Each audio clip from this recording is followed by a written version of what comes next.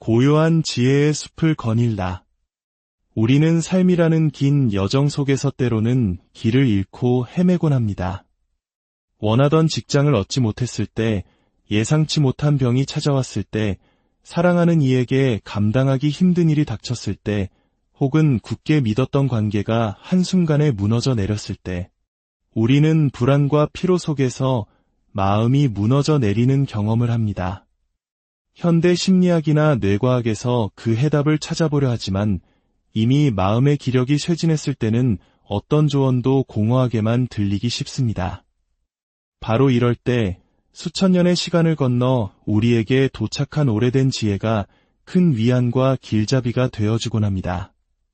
오늘 우리는 그 지혜에 보고 부처님의 가르침 속으로 깊이 들어가 보려 합니다. 종교를 떠나 한 인간으로서 어떻게 하면 이 고통의 바다를 평온하게 건널 수 있는지 그 길을 함께 찾아보는 시간이 되기를 바랍니다.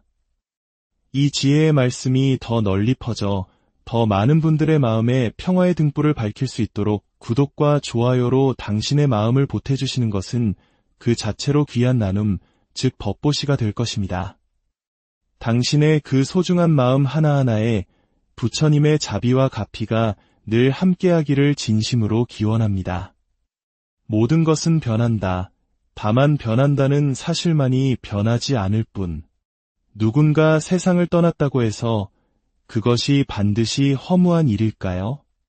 반대로 새로운 생명이 태어나는 것은 마냥 기쁘기만 한 일일까요? 꽃잎이 지는 것을 보며 슬퍼하고 꽃이 활짝 피는 것을 보며 기뻐하는 우리의 마음. 하지만 부처님의 시선으로 보면 피어남도 짐도 태어남도 죽음도 그저 자연스러운 흐름의 한 모습일 뿐 그 자체의 기쁨이나 슬픔이 정해져 있지는 않습니다.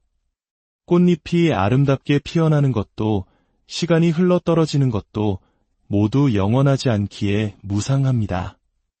사람이 늙고 병들어 죽는 것만이 무상이 아니라 예쁜 아기가 무럭무럭 건강하게 자라는 그 눈부신 순간조차도 영원히 머무르지 않기에 무상한 것입니다. 그런데 우리의 몸이나 자연 현상보다 훨씬 더 극명하게 무상을 보여주는 것이 있습니다. 바로 시시각각, 순간순간 예측할 수 없이 변하는 사람의 마음입니다. 한때는 당신 없으면 못 살아, 영원히 사랑해라고 맹세했던 사람이 세월이 흘러 마음이 변해 다시는 보지 말자고 차갑게 돌아서는 그 배신감조차도 결국은 무상함의 한 단면입니다. 모든 것은 변합니다. 그렇기에 꽃이 핀 순간만이 아름다운 것이 아니라 지는 모습 또한 그 나름의 장엄한 아름다움을 지니고 있습니다. 젊음의 시절만이 인생에서 멋진 것이 아니라 주름진 얼굴과 흰머리의 노년 또한 깊이와 지혜가 담긴 고귀한 인생의 한 장입니다. 우리가 현재 삶에서 소유하고 있는 것들은 어떻습니까?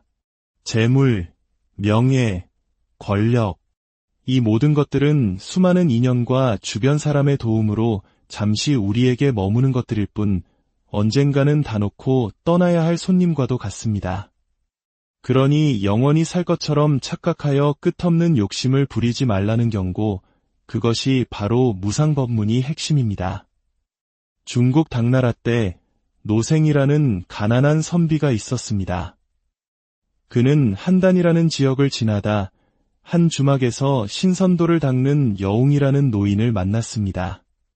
노생은 자신의 신세를 한탄하며 고달픈 삶을 토로했고 이야기를 듣던 여웅은 자신의 목침을 내어주며 잠시 눈을 붙이라 권합니다. 노인이 밥을 짓는 동안 노생은 깊은 잠에 빠져듭니다. 꿈속에서 그의 인생은 완전히 뒤바뀝니다. 과거의 장원으로 급제하여 벼슬길에 오르고 막대한 부와 권력을 손에 쥡니다.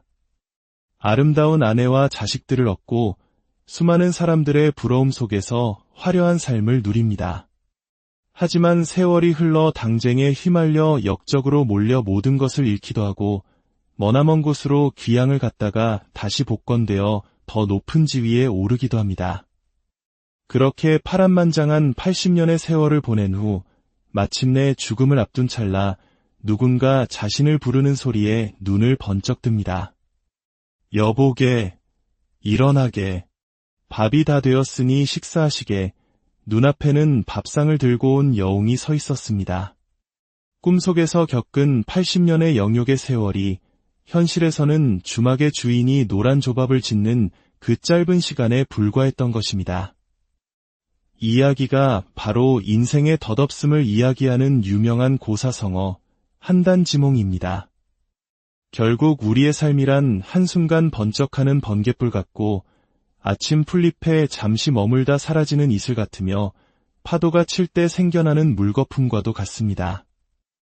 이 세상을 물거품처럼 아지랑이처럼 바라볼 수 있을 때 우리는 비로소 좋은 일에 들뜨거나 나쁜 일에 좌절하지 않고 있는 그대로의 현실을 평온하게 받아들일 수 있게 됩니다. 행복과 불행은 마음먹기에 달렸다. 옛날 어느 마을에 울보 할머니가 살고 있었습니다.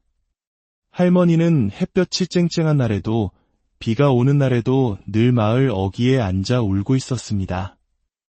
이를 기이하게 여긴 한 나그네가 할머니에게 그 이유를 물었습니다. 할머니, 어찌하여 맑은 날에는 날이 좋다고 우시고 비가 오는 날에는 비가 온다고 우십니까? 할머니가 대답했습니다. 내게는 딸이 둘 있는데 큰 딸은 집신 장수에게 시집을 갔고 작은 딸은 우산 장수에게 시집을 갔다오. 그래서 맑은 날에는 작은 딸의 우산이 안 팔릴까 걱정되어 울고 비가 오는 날에는 큰 딸의 집신이 팔리지 않을까 걱정되어 온다오. 이야기를 들은 나그네가 빙그레 웃으며 말했습니다. 할머니, 이제부터는 생각을 이렇게 바꿔보시면 어떨까요? 맑은 날에는 집신 장사를 하는 큰 따님 장사가 잘 될 것을 생각하며 기쁘게 웃으시고 비가 오는 날에는 우산 장사를 하는 작은 따님 장사가 잘 될 것을 생각하며 행복하게 웃으십시오. 나그네의 조언을 들은 후 할머니는 더 이상 울지 않고 매일 웃으며 지내게 되었다고 합니다. 이처럼 행복과 불행은 결국 우리 마음의 선택에 달려 있습니다. 로마의 철학자 에픽테토스는 사람은 사물 때문에 괴로워하는 것이 아니라 사물에 대한 자신의 생각 때문에 괴로워한다고 말했습니다. 불교에서는 이를 두고 한 생각 돌이키면 어리석은 중생이 지혜로운 부처가 된다고 가르칩니다. 우리가 겪는 고통의 대부분은 실제하는 문제라기보다는 아직 일어나지 않은 일에 대한 걱정, 이미 지나가버려 돌이킬 수 없는 과거에 대한 후회에서 비롯됩니다. 한 통계에 따르면 우리 걱정의 40%는 절대 일어나지 않을 일에 대한 것이고 30%는 이미 지나간 일, 12%는 사소한 건강 염려증, 10%는 다른 사람에 대한 걱정이며 우리가 정말 해결해야 할 현실적인 문제에 대한 걱정은 고작 8%에 불과하다고 합니다. 결국 우리는 스스로 만들어낸 상상의 감옥에 갇혀 고통받고 있는 셈입니다. 어떤 것이든 스스로 문제 삼지 않으면 고뇌는 없습니다. 행복은 우리가 원하기만 한다면 바로 지금 이 자리에서 우리를 기다리고 있습니다. 가장 위대한 용기, 참고 견디는 힘. 살다 보면 어찌 내 마음대로만 되겠습니까? 즐거운 일보다는 힘들고 어려운 일이 더 많은 것이 인생입니다. 특히 우리를 가장 힘들게 하는 것은 사람과의 관계에서 오는 갈등입니다. 부처님의 10대 제자 중 지혜가 가장 뛰어나다고 알려진 사리불 존자에 대한 일화가 있습니다. 어느 날 사람들이 모여 부처님의 제자들 중 누가 가장 훌륭한지를 두고 이야기를 나누고 있었습니다. 많은 사람들이 사리불 존자의 자비심과 덕행을 칭찬하자 심술궂은 한 사람이 반박했습니다. 아무리 사리불이라도 사람인데 어찌 화를 내지 않겠는가? 내가 그가 정말 화를 내는지 시험해보겠다. 마침 사리불 존자가 탁발을 위해 그 앞을 지나가고 있었습니다. 남자는 곧장 달려가 다짜고짜 사리불 존자의 등짝을 세게 후려쳤습니다. 하지만 사리불 존자는 잠시 뒤를 돌아볼 뿐 아무 일 없다는 듯 태연하게 자신의 길을 계속 걸어갔습니다. 자신의 행동에 놀란 것은 오히려 남쪽이었습니다. 그는 황급히 달려가 사리불 존자 앞에 엎드려 용서를 빌었습니다. 존자님, 정말 죄송합니다. 제가 존자께서 정말로 화를 내지 않으시는지 시험해보기 위해 무례를 저질렀습니다. 사리불 존자는 온화하게 말했습니다. 아까 나를 친 일이요? 괜찮습니다. 그때 이 광경을 지켜보던 마을 사람들이 분노하여 그 남자를 둘러쌌습니다. 사람들은 돌과 몽둥이를 들고 성인을 모욕한 그를 벌주려 했습니다. 험악한 분위기를 감지한 사리불 존자는 그 남자에게 자신의 바로를 들고 있게 한 뒤 군중을 향해 말했습니다. 여러분, 저 사람은 나를 때린 것이지 여러분을 때린 것이 아닙니다. 그리고 나는 이미 그를 용서했습니다. 그러니 모두 제자리로 돌아가 주십시오. 사리불 존자의 자비로운 모습에 사람들은 깊은 감동을 받고 흩어졌습니다. 이야기를 들으신 부처님께서는 이렇게 말씀하셨습니다. 가장 위대하고 용감한 것은 바로 인욕, 즉 참고 견디는 것이다. 사리불 존자는 오랜 수행으로 마음속의 분노라는 감정 자체가 완전히 소멸되었기에 화를 낼 수조차 없었던 것입니다. 물론 평범한 우리가 사리불 존자처럼 되기는 어렵습니다. 하지만 기억해야 합니다. 나만 참고 있는 것이 아니라 상대방도 나를 참고 견뎌주고 있다는 사실을 말입니다. 관계 속에서 겪는 어려움은 서로가 한 걸음씩 물러나 참고 기다려줄 때 비로소 풀릴 수 있습니다. 욕심이라는 독사, 나눔이라는 해독제. 어느 날 부처님께서 제자 아난과 함께 길을 가시다가 밭 한가운데 놓인 꾸러미를 보시고 말씀하셨습니다. 아난아, 저기 독사가 있다. 저것을 보아라. 네, 세존이시여. 과연 무서운 독사입니다. 그 밭의 주인인 농부는 부처님과 제자의 대화를 이상하게 여기고 그들이 가리킨 곳으로 가보았습니다. 그런데 그곳에는 독사가 아닌 황금이 가득 든 꾸러미가 있었습니다. 농부는 기뻐하며 황금 꾸러미를 아무도 모르는 곳에 깊이 숨겼습니다. 한편 간밤에 도둑질을 했던 도둑 중 하나가 자신이 훔친 황금 꾸러미를 밭에 떨어뜨린 것을 깨닫고 다시 그곳으로 돌아왔습니다. 그는 밭에 있던 농부를 보고 황금 꾸러미를 내놓으라며 다그쳤고 농부가 시치미를 떼자 그를 관가에 끌고 가 고발했습니다. 결국 농부는 억울하게 사형을 선고받게 되었습니다. 그제야 농부는 부처님께서 왜 황금을 보고 독사라고 하셨는지 깨달았습니다. 다행히 부처님의 증언으로 농부는 목숨을 구했지만 이 이야기는 우리에게 중요한 가르침을 줍니다. 농부가 겪은 고난은 타인 때문에 벌어진 일이었을까요? 아닙니다. 그것은 자신의 것이 아닌 재물에 대한 그의 탐욕이 스스로 초래한 재앙이었습니다. 아무리 귀한 황금이라도 눈에 들어가면 시력을 잃게 하는 독이 되는 법입니다. 내 것이 아닌 것을 탐하는 욕심은 독사보다 더 해롭습니다. 이것이 바로 인과의 원리입니다. 최근 전 세계적으로 화제가 된 한국 드라마 오징어 게임은 이러한 현대인의 한탕주의와 탐욕을 날카롭게 보여줍니다. 참가자들은 단 한 번의 게임으로 인생을 역전시키기 위해 목숨까지 겁니다.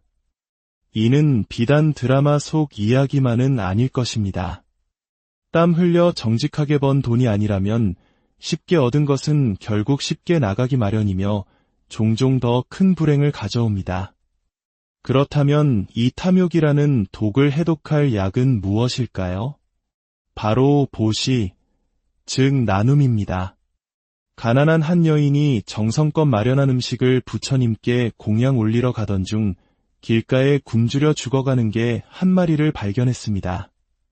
그녀는 차마 개를 외면하지 못하고 부처님께 드리려던 음식을 모두 개에게 먹였습니다. 빈 그릇을 들고 사찰에 도착한 그녀는 부처님께 자초지종을 아뢰었습니다. 그러자 부처님께서는 환하게 웃으시며 말씀하셨습니다. 참으로 잘했다.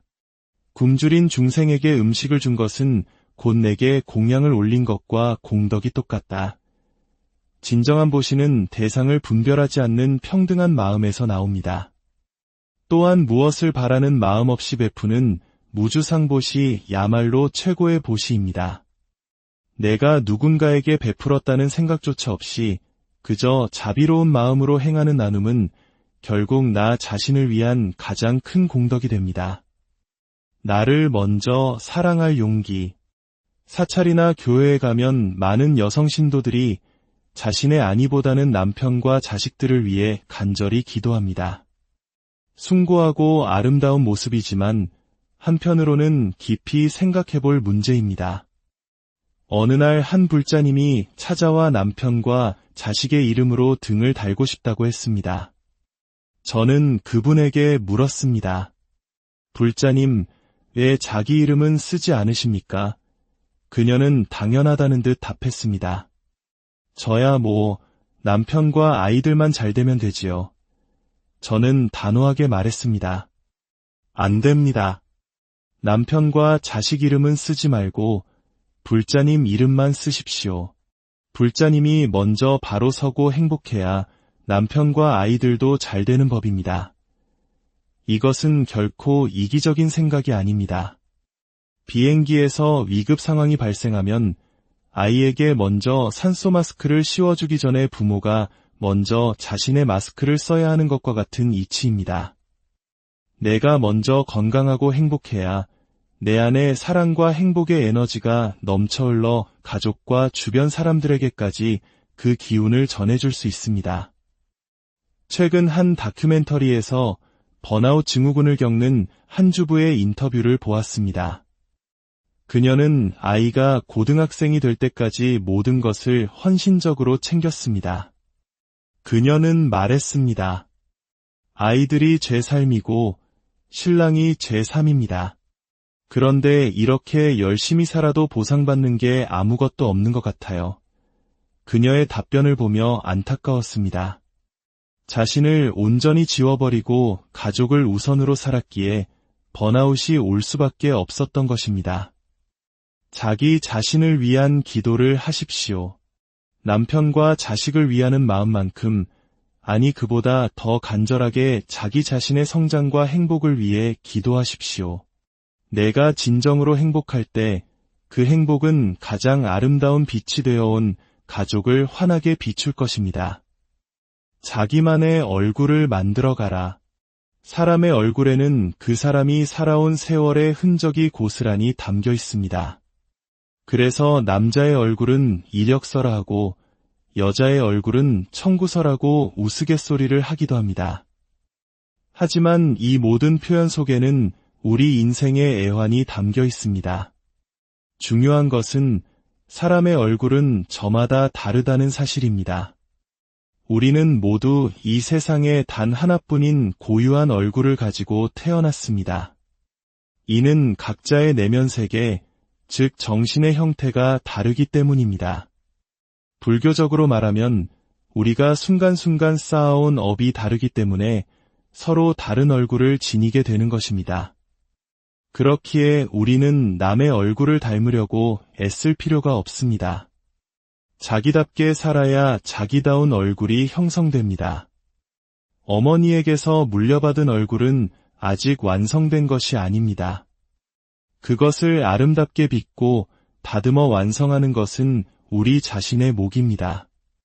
여기서 말하는 아름다움이란 이목구비의 아름다움이 아닌 자기다움에서 풍겨나오는 영혼의 향기입니다. 사랑을 하면 예뻐진다는 노랫말처럼 우리 마음속에서 가장 착하고 아름다운 마음, 즉 자비심을 내뿜을 때 우리의 얼굴은 가장 아름답게 빛납니다. 불교 경전에는 법당 청소를 깨끗이 하면 내생에 아름다운 얼굴을 받는다는 구절이 있습니다. 이는 단순히 먼지를 닦는 행위를 넘어 자신의 마음속 티끌 하나 용납하지 않으려는 청정한 마음을 닦는 일이기 때문입니다.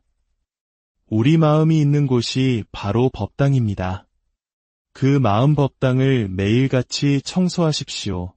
불필요한 생각, 낡은 관념, 남과 비교하는 마음을 털어버리십시오. 생활이 단순해지면 마음이 맑아지고 마음이 맑아지면 얼굴은 저절로 밝아집니다. 마치 가을의 나무들이 잎을 다 떨어뜨려야 새봄에 새순을 틔울 수 있듯이 우리도 낡고 불필요한 것들을 과감히 버릴 때 비로소 새롭게 피어날 수 있습니다. 인생의 모든 순간은 우리에게 주어진 소중한 기회입니다. 고통과 시련 속에서도 우리는 삶의 의미를 찾고 한 뼘 더 성장할 수 있습니다. 중요한 것은 흔들리지 않고 비교하지 않으며 오직 지금 이 순간 자기 자신에게 주어진 길을 묵묵히 걸어가는 것입니다. 오늘 들려드린 이 지혜의 말씀들이 여러분의 삶의 작은 등불이 되어 어두운 길을 밝히고 마음의 평화를 가져다 주기를 바랍니다. 당신의 모든 날들이 맑고 고요한 지혜의 숲을 거닐라. 우리는 삶이라는 긴 여정 속에서 때로는 길을 잃고 헤매곤 합니다. 원하던 직장을 얻지 못했을 때, 예상치 못한 병이 찾아왔을 때, 사랑하는 이에게 감당하기 힘든 일이 닥쳤을 때, 혹은 굳게 믿었던 관계가 한순간에 무너져 내렸을 때, 우리는 불안과 피로 속에서 마음이 무너져 내리는 경험을 합니다. 현대 심리학이나 뇌과학에서 그 해답을 찾아보려 하지만 이미 마음의 기력이 쇠진했을 때는 어떤 조언도 공허하게만 들리기 쉽습니다. 바로 이럴 때 수천 년의 시간을 건너 우리에게 도착한 오래된 지혜가 큰 위안과 길잡이가 되어주곤 합니다. 오늘 우리는 그 지혜에 보고 부처님의 가르침 속으로 깊이 들어가 보려 합니다. 종교를 떠나 한 인간으로서 어떻게 하면 이 고통의 바다를 평온하게 건널 수 있는지 그 길을 함께 찾아보는 시간이 되기를 바랍니다. 이 지혜의 말씀이 더 널리 퍼져 더 많은 분들의 마음에 평화의 등불을 밝힐 수 있도록 구독과 좋아요로 당신의 마음을 보태주시는 것은 그 자체로 귀한 나눔, 즉 법보시가 될 것입니다. 당신의 그 소중한 마음 하나하나에 부처님의 자비와 가피가 늘 함께하기를 진심으로 기원합니다. 모든 것은 변한다. 다만 변한다는 사실만이 변하지 않을 뿐. 누군가 세상을 떠났다고 해서 그것이 반드시 허무한 일일까요? 반대로 새로운 생명이 태어나는 것은 마냥 기쁘기만 한 일일까요? 꽃잎이 지는 것을 보며 슬퍼하고 꽃이 활짝 피는 것을 보며 기뻐하는 우리의 마음. 하지만 부처님의 시선으로 보면 피어남도 짐도 태어남도 죽음도 그저 자연스러운 흐름의 한 모습일 뿐 그 자체의 기쁨이나 슬픔이 정해져 있지는 않습니다. 꽃잎이 아름답게 피어나는 것도 시간이 흘러떨어지는 것도 모두 영원하지 않기에 무상합니다. 사람이 늙고 병들어 죽는 것만이 무상이 아니라 예쁜 아기가 무럭무럭 건강하게 자라는 그 눈부신 순간조차도 영원히 머무르지 않기에 무상한 것입니다. 그런데 우리의 몸이나 자연 현상보다 훨씬 더 극명하게 무상을 보여주는 것이 있습니다. 바로 시시각각, 순간순간 예측할 수 없이 변하는 사람의 마음입니다. 한때는 당신 없으면 못 살아, 영원히 사랑해라고 맹세했던 사람이 세월이 흘러 마음이 변해 다시는 보지 말자고 차갑게 돌아서는 그 배신감조차도 결국은 무상함의 한 단면입니다. 모든 것은 변합니다. 그렇기에 꽃이 핀 순간만이 아름다운 것이 아니라 지는 모습 또한 그 나름의 장엄한 아름다움을 지니고 있습니다. 젊음의 시절만이 인생에서 멋진 것이 아니라 주름진 얼굴과 흰머리의 노년 또한 깊이와 지혜가 담긴 고귀한 인생의 한 장입니다. 우리가 현재 삶에서 소유하고 있는 것들은 어떻습니까? 재물, 명예, 권력, 이 모든 것들은 수많은 인연과 주변 사람의 도움으로 잠시 우리에게 머무는 것들일 뿐 언젠가는 다 놓고 떠나야 할 손님과도 같습니다. 그러니 영원히 살 것처럼 착각하여 끝없는 욕심을 부리지 말라는 경고, 그것이 바로 무상법문의 핵심입니다. 중국 당나라 때 노생이라는 가난한 선비가 있었습니다. 그는 한단이라는 지역을 지나다 한 주막에서 신선도를 닦는 여웅이라는 노인을 만났습니다. 노생은 자신의 신세를 한탄하며 고달픈 삶을 토로했고, 이야기를 듣던 여웅은 자신의 목침을 내어주며 잠시 눈을 붙이라 권합니다. 노인이 밥을 짓는 동안 노생은 깊은 잠에 빠져듭니다. 꿈속에서 그의 인생은 완전히 뒤바뀝니다. 과거의 장원으로 급제하여 벼슬길에 오르고 막대한 부와 권력을 손에 쥡니다. 아름다운 아내와 자식들을 얻고 수많은 사람들의 부러움 속에서 화려한 삶을 누립니다. 하지만 세월이 흘러 당쟁에 휘말려 역적으로 몰려 모든 것을 잃기도 하고 머나먼 곳으로 귀향을 갔다가 다시 복권되어 더 높은 지위에 오르기도 합니다. 그렇게 파란만장한 80년의 세월을 보낸 후 마침내 죽음을 앞둔 찰나 누군가 자신을 부르는 소리에 눈을 번쩍 뜹니다. 여보게, 일어나게, 밥이 다 되었으니 식사하시게. 눈앞에는 밥상을 들고 온 여웅이 서 있었습니다. 꿈속에서 겪은 80년의 영욕의 세월이 현실에서는 주막의 주인이 노란 조밥을 짓는 그 짧은 시간에 불과했던 것입니다. 이 이야기가 바로 인생의 덧없음을 이야기하는 유명한 고사성어 한단지몽입니다. 결국 우리의 삶이란 한순간 번쩍하는 번갯불 같고 아침 풀잎에 잠시 머물다 사라지는 이슬 같으며 파도가 칠 때 생겨나는 물거품과도 같습니다. 이 세상을 물거품처럼 아지랑이처럼 바라볼 수 있을 때 우리는 비로소 좋은 일에 들뜨거나 나쁜 일에 좌절하지 않고 있는 그대로의 현실을 평온하게 받아들일 수 있게 됩니다. 행복과 불행은 마음먹기에 달렸다. 옛날 어느 마을에 울보 할머니가 살고 있었습니다. 할머니는 햇볕이 쨍쨍한 날에도 비가 오는 날에도 늘 마을 어귀에 앉아 울고 있었습니다.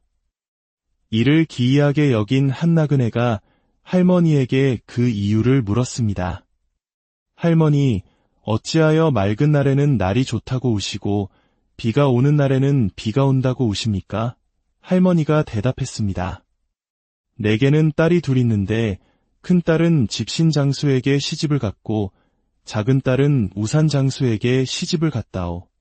그래서 맑은 날에는 작은 딸의 우산이 안 팔릴까 걱정되어 울고 비가 오는 날에는 큰 딸의 집신이 팔리지 않을까 걱정되어 온다오. 이야기를 들은 나그네가 빙그레 웃으며 말했습니다. 할머니, 이제부터는 생각을 이렇게 바꿔보시면 어떨까요? 맑은 날에는 집신 장사를 하는 큰 따님 장사가 잘 될 것을 생각하며 기쁘게 웃으시고 비가 오는 날에는 우산 장사를 하는 작은 따님 장사가 잘 될 것을 생각하며 행복하게 웃으십시오. 나그네의 조언을 들은 후 할머니는 더 이상 울지 않고 매일 웃으며 지내게 되었다고 합니다. 이처럼 행복과 불행은 결국 우리 마음의 선택에 달려 있습니다. 로마의 철학자 에픽테토스는 사람은 사물 때문에 괴로워하는 것이 아니라 사물에 대한 자신의 생각 때문에 괴로워한다고 말했습니다. 불교에서는 이를 두고 한 생각 돌이키면 어리석은 중생이 지혜로운 부처가 된다고 가르칩니다. 우리가 겪는 고통의 대부분은 실제하는 문제라기보다는 아직 일어나지 않은 일에 대한 걱정, 이미 지나가버려 돌이킬 수 없는 과거에 대한 후회에서 비롯됩니다. 한 통계에 따르면 우리 걱정의 40%는 절대 일어나지 않을 일에 대한 것이고 30%는 이미 지나간 일, 12%는 사소한 건강 염려증, 10%는 다른 사람에 대한 걱정이며 우리가 정말 해결해야 할 현실적인 문제에 대한 걱정은 고작 8%에 불과하다고 합니다. 결국 우리는 스스로 만들어낸 상상의 감옥에 갇혀 고통받고 있는 셈입니다. 어떤 것이든 스스로 문제 삼지 않으면 고뇌는 없습니다. 행복은 우리가 원하기만 한다면 바로 지금 이 자리에서 우리를 기다리고 있습니다. 가장 위대한 용기, 참고 견디는 힘. 살다 보면 어찌 내 마음대로만 되겠습니까? 즐거운 일보다는 힘들고 어려운 일이 더 많은 것이 인생입니다. 특히 우리를 가장 힘들게 하는 것은 사람과의 관계에서 오는 갈등입니다. 부처님의 10대 제자 중 지혜가 가장 뛰어나다고 알려진 사리불 존자에 대한 일화가 있습니다.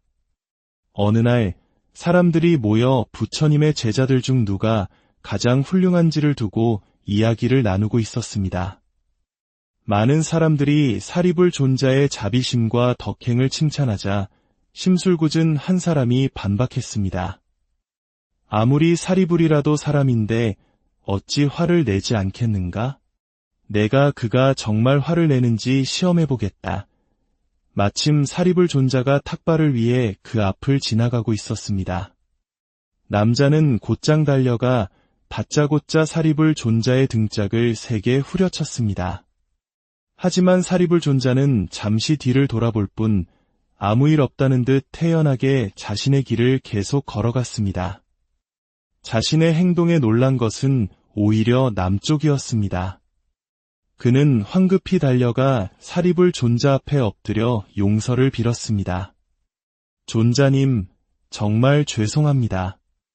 제가 존자께서 정말로 화를 내지 않으시는지 시험해보기 위해 무례를 저질렀습니다. 사리불 존자는 온화하게 말했습니다. 아까 나를 친 일이요? 괜찮습니다. 그때 이 광경을 지켜보던 마을 사람들이 분노하여 그 남자를 둘러쌌습니다. 사람들은 돌과 몽둥이를 들고 성인을 모욕한 그를 벌주려 했습니다. 험악한 분위기를 감지한 사리불 존자는 그 남자에게 자신의 바로를 들고 있게 한 뒤 군중을 향해 말했습니다. 여러분, 저 사람은 나를 때린 것이지 여러분을 때린 것이 아닙니다. 그리고 나는 이미 그를 용서했습니다. 그러니 모두 제자리로 돌아가 주십시오. 사리불 존자의 자비로운 모습에 사람들은 깊은 감동을 받고 흩어졌습니다. 이야기를 들으신 부처님께서는 이렇게 말씀하셨습니다. 가장 위대하고 용감한 것은 바로 인욕, 즉 참고 견디는 것이다. 사리불 존자는 오랜 수행으로 마음속의 분노라는 감정 자체가 완전히 소멸되었기에 화를 낼 수조차 없었던 것입니다. 물론 평범한 우리가 사리불 존자처럼 되기는 어렵습니다. 하지만 기억해야 합니다. 나만 참고 있는 것이 아니라 상대방도 나를 참고 견뎌주고 있다는 사실을 말입니다. 관계 속에서 겪는 어려움은 서로가 한 걸음씩 물러나 참고 기다려줄 때 비로소 풀릴 수 있습니다. 욕심이라는 독사, 나눔이라는 해독제. 어느 날 부처님께서 제자 아난과 함께 길을 가시다가 밭 한가운데 놓인 꾸러미를 보시고 말씀하셨습니다. 아난아, 저기 독사가 있다. 저것을 보아라. 네, 세존이시여. 과연 무서운 독사입니다. 그 밭의 주인인 농부는 부처님과 제자의 대화를 이상하게 여기고 그들이 가리킨 곳으로 가보았습니다. 그런데 그곳에는 독사가 아닌 황금이 가득 든 꾸러미가 있었습니다. 농부는 기뻐하며 황금 꾸러미를 아무도 모르는 곳에 깊이 숨겼습니다. 한편 간밤에 도둑질을 했던 도둑 중 하나가 자신이 훔친 황금 꾸러미를 밭에 떨어뜨린 것을 깨닫고 다시 그곳으로 돌아왔습니다. 그는 밭에 있던 농부를 보고 황금 꾸러미를 내놓으라며 다그쳤고 농부가 시치미를 떼자 그를 관가에 끌고 가 고발했습니다. 결국 농부는 억울하게 사형을 선고받게 되었습니다. 그제야 농부는 부처님께서 왜 황금을 보고 독사라고 하셨는지 깨달았습니다. 다행히 부처님의 증언으로 농부는 목숨을 구했지만 이 이야기는 우리에게 중요한 가르침을 줍니다.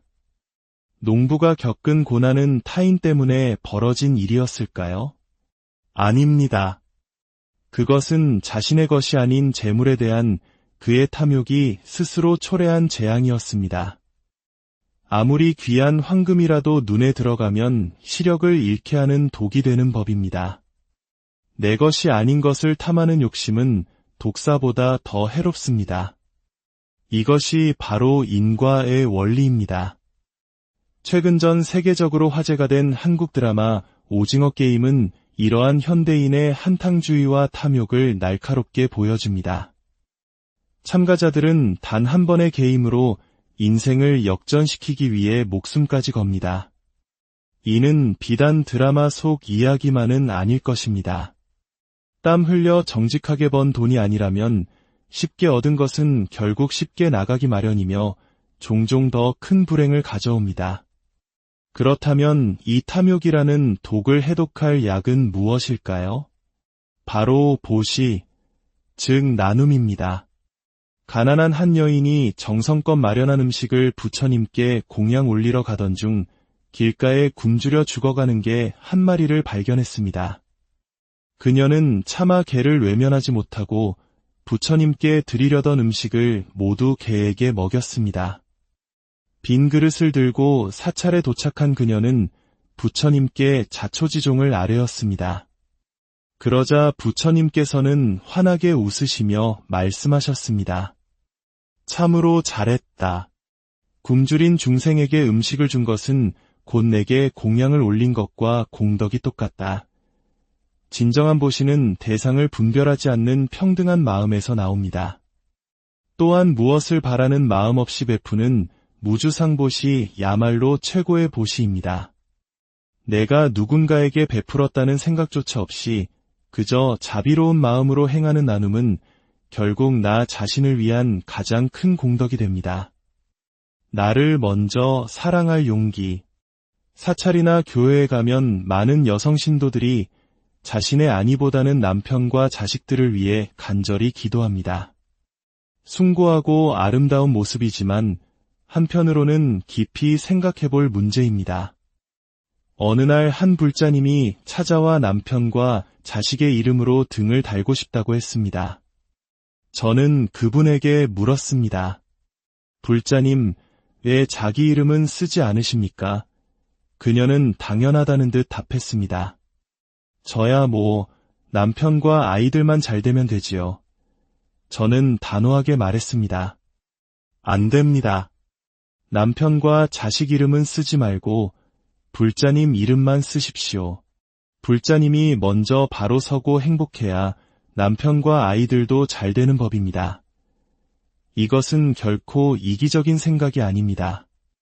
비행기에서 위급 상황이 발생하면 아이에게 먼저 산소 마스크를 씌워주기 전에 부모가 먼저 자신의 마스크를 써야 하는 것과 같은 이치입니다.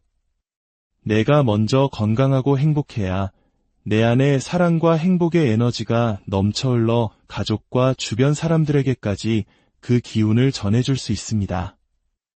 최근 한 다큐멘터리에서 번아웃 증후군을 겪는 한 주부의 인터뷰를 보았습니다. 그녀는 아이가 고등학생이 될 때까지 모든 것을 헌신적으로 챙겼습니다. 그녀는 말했습니다.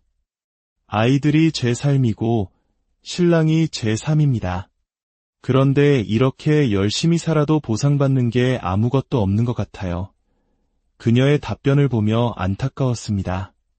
자신을 온전히 지워버리고 가족을 우선으로 살았기에 번아웃이 올 수밖에 없었던 것입니다.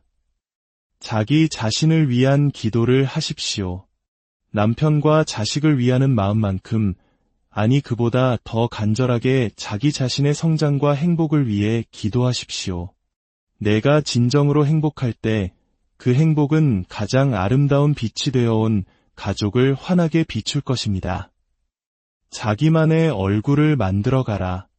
사람의 얼굴에는 그 사람이 살아온 세월의 흔적이 고스란히 담겨 있습니다. 그래서 남자의 얼굴은 이력서라고 여자의 얼굴은 청구서라고 우스갯소리를 하기도 합니다. 하지만 이 모든 표현 속에는 우리 인생의 애환이 담겨 있습니다. 중요한 것은 사람의 얼굴은 저마다 다르다는 사실입니다. 우리는 모두 이 세상에 단 하나뿐인 고유한 얼굴을 가지고 태어났습니다. 이는 각자의 내면 세계, 즉 정신의 형태가 다르기 때문입니다. 불교적으로 말하면 우리가 순간순간 쌓아온 업이 다르기 때문에 서로 다른 얼굴을 지니게 되는 것입니다. 그렇기에 우리는 남의 얼굴을 닮으려고 애쓸 필요가 없습니다. 자기답게 살아야 자기다운 얼굴이 형성됩니다. 어머니에게서 물려받은 얼굴은 아직 완성된 것이 아닙니다. 그것을 아름답게 빚고 다듬어 완성하는 것은 우리 자신의 몫입니다. 여기서 말하는 아름다움이란 이목구비의 아름다움이 아닌 자기다움에서 풍겨나오는 영혼의 향기입니다. 사랑을 하면 예뻐진다는 노랫말처럼 우리 마음속에서 가장 착하고 아름다운 마음, 즉 자비심을 내뿜을 때 우리의 얼굴은 가장 아름답게 빛납니다. 불교 경전에는 법당 청소를 깨끗이 하면 내생에 아름다운 얼굴을 받는다는 구절이 있습니다. 이는 단순히 먼지를 닦는 행위를 넘어 자신의 마음속 티끌 하나 용납하지 않으려는 청정한 마음을 닦는 일이기 때문입니다. 우리 마음이 있는 곳이 바로 법당입니다. 그 마음 법당을 매일같이 청소하십시오. 불필요한 생각, 낡은 관념, 남과 비교하는 마음을 털어버리십시오. 생활이 단순해지면 마음이 맑아지고 마음이 맑아지면 얼굴은 저절로 밝아집니다. 마치 가을의 나무들이 잎을 다 떨어뜨려야 새봄에 새순을 틔울 수 있듯이 우리도 낡고 불필요한 것들을 과감히 버릴 때 비로소 새롭게 피어날 수 있습니다. 인생의 모든 순간은 우리에게 주어진 소중한 기회입니다. 고통과 시련 속에서도 우리는 삶의 의미를 찾고 한 뼘 더 성장할 수 있습니다. 중요한 것은 흔들리지 않고 비교하지 않으며 오직 지금 이 순간 자기 자신에게 주어진 길을 묵묵히 걸어가는 것입니다. 오늘 들려드린 이 지혜의 말씀들이 여러분의 삶의 작은 등불이 되어 어두운 길을 밝히고 마음의 평화를 가져다 주기를 바랍니다. 당신의 모든 날들이 맑고 고요한 지혜의 숲을 거닐라. 우리는 삶이라는 긴 여정 속에서 때로는 길을 잃고 헤매곤 합니다. 원하던 직장을 얻지 못했을 때, 예상치 못한 병이 찾아왔을 때, 사랑하는 이에게 감당하기 힘든 일이 닥쳤을 때, 혹은 굳게 믿었던 관계가 한순간에 무너져 내렸을 때, 우리는 불안과 피로 속에서 마음이 무너져 내리는 경험을 합니다. 현대 심리학이나 뇌과학에서 그 해답을 찾아보려 하지만 이미 마음의 기력이 쇠진했을 때는 어떤 조언도 공허하게만 들리기 쉽습니다. 바로 이럴 때 수천 년의 시간을 건너 우리에게 도착한 오래된 지혜가 큰 위안과 길잡이가 되어주곤 합니다. 오늘 우리는 그 지혜에 보고 부처님의 가르침 속으로 깊이 들어가 보려 합니다. 종교를 떠나 한 인간으로서 어떻게 하면 이 고통의 바다를 평온하게 건널 수 있는지 그 길을 함께 찾아보는 시간이 되기를 바랍니다. 이 지혜의 말씀이 더 널리 퍼져 더 많은 분들의 마음에 평화의 등불을 밝힐 수 있도록 구독과 좋아요로 당신의 마음을 보태주시는 것은 그 자체로 귀한 나눔, 즉 법보시가 될 것입니다. 당신의 그 소중한 마음 하나하나에 부처님의 자비와 가피가 늘 함께하기를 진심으로 기원합니다. 모든 것은 변한다. 다만 변한다는 사실만이 변하지 않을 뿐. 누군가 세상을 떠났다고 해서 그것이 반드시 허무한 일일까요? 반대로 새로운 생명이 태어나는 것은 마냥 기쁘기만 한 일일까요? 꽃잎이 지는 것을 보며 슬퍼하고 꽃이 활짝 피는 것을 보며 기뻐하는 우리의 마음.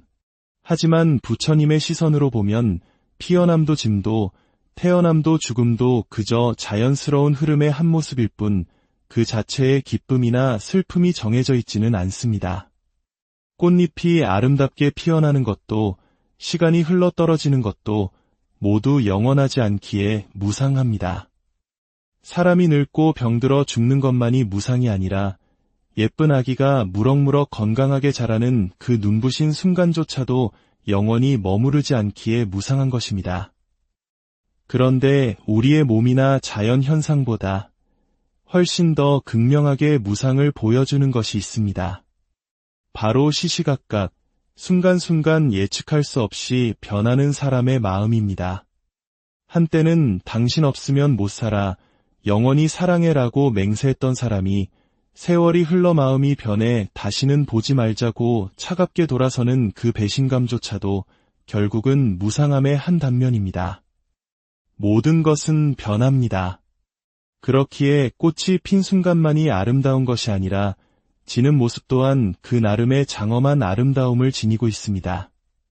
젊음의 시절만이 인생에서 멋진 것이 아니라 주름진 얼굴과 흰머리의 노년 또한 깊이와 지혜가 담긴 고귀한 인생의 한 장입니다.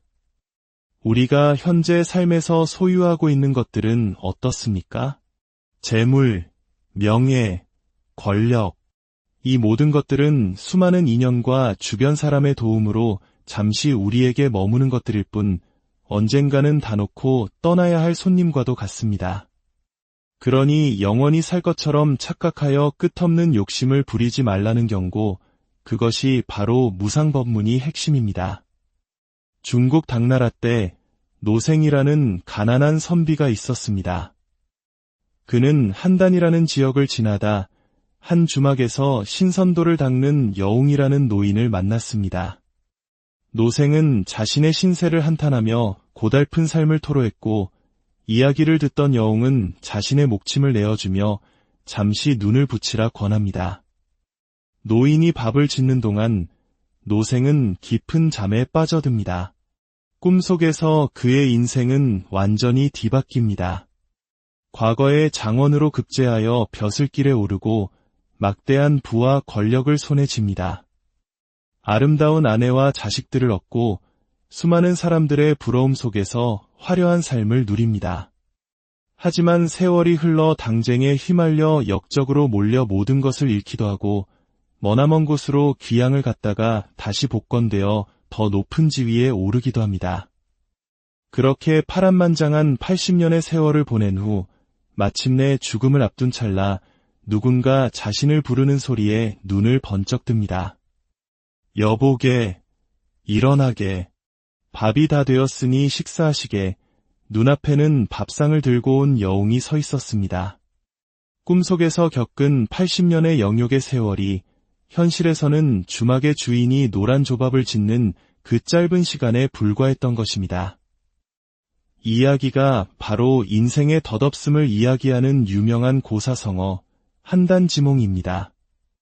결국 우리의 삶이란 한순간 번쩍하는 번갯불 같고 아침 풀잎에 잠시 머물다 사라지는 이슬 같으며 파도가 칠 때 생겨나는 물거품과도 같습니다. 이 세상을 물거품처럼 아지랑이처럼 바라볼 수 있을 때 우리는 비로소 좋은 일에 들뜨거나 나쁜 일에 좌절하지 않고 있는 그대로의 현실을 평온하게 받아들일 수 있게 됩니다. 행복과 불행은 마음먹기에 달렸다. 옛날 어느 마을에 울보 할머니가 살고 있었습니다. 할머니는 햇볕이 쨍쨍한 날에도 비가 오는 날에도 늘 마을 어귀에 앉아 울고 있었습니다. 이를 기이하게 여긴 한 나그네가 할머니에게 그 이유를 물었습니다. 할머니, 어찌하여 맑은 날에는 날이 좋다고 우시고 비가 오는 날에는 비가 온다고 우십니까? 할머니가 대답했습니다. 내게는 딸이 둘 있는데 큰딸은 집신장수에게 시집을 갔고 작은 딸은 우산장수에게 시집을 갔다오.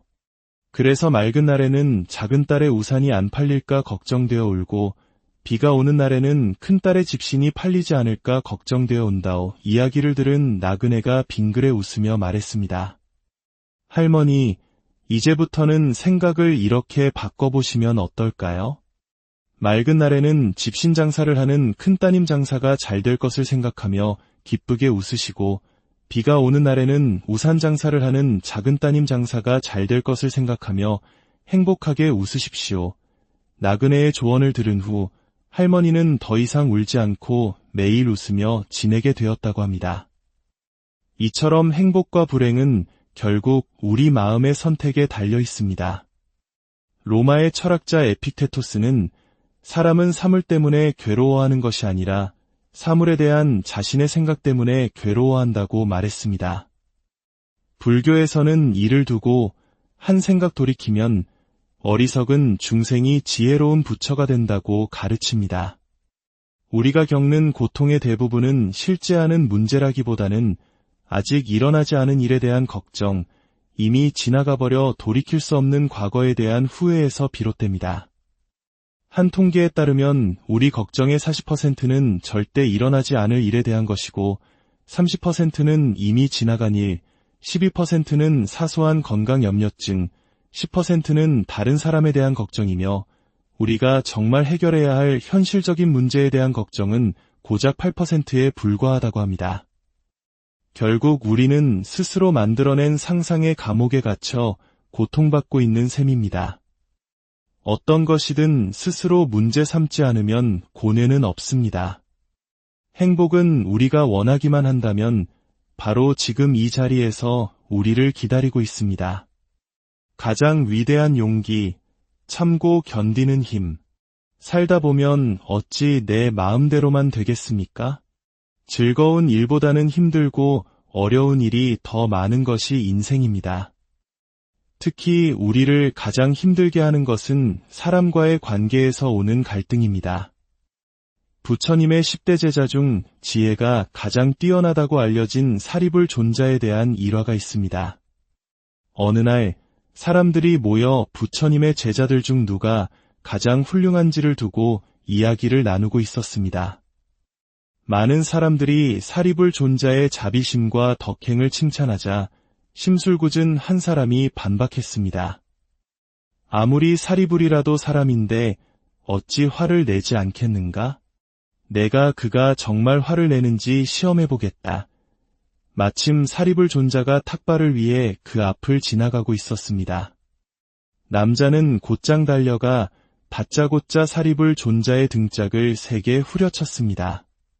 하지만 사리불 존자는 잠시 뒤를 돌아볼 뿐 아무 일 없다는 듯 태연하게 자신의 길을 계속 걸어갔습니다. 자신의 행동에 놀란 것은 오히려 남쪽이었습니다. 그는 황급히 달려가 사리불 존자 앞에 엎드려 용서를 빌었습니다. 존자님, 정말 죄송합니다.